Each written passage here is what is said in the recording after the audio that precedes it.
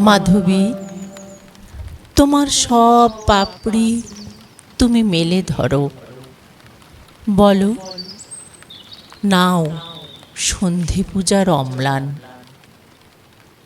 আর ব্রতন্মাদ হাওয়া, দিঘিটার সব ঢেউ ছুঁয়ে ছুঁয়ে ছুঁয়ে ছুঁয়ে জল মাধবীর পরাগের হলুদের উজ্জীবনে শান্ত হতে চায়।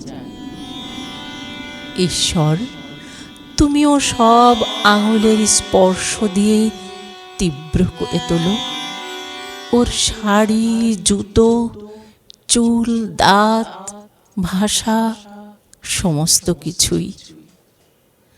আরও কি সাবান ঘষে শুভ্র হতে পারে না ও?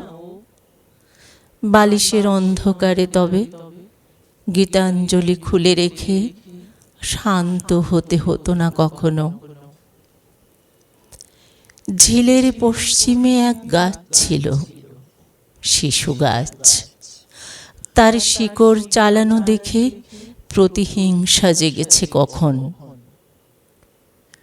সারা রাত স্তব্ধতার শিকড় চালিয়ে তবু তার। ঈশ্বর, তুমি তো জানো বারান্দায় কত নোংরা, বসবো কোথায়?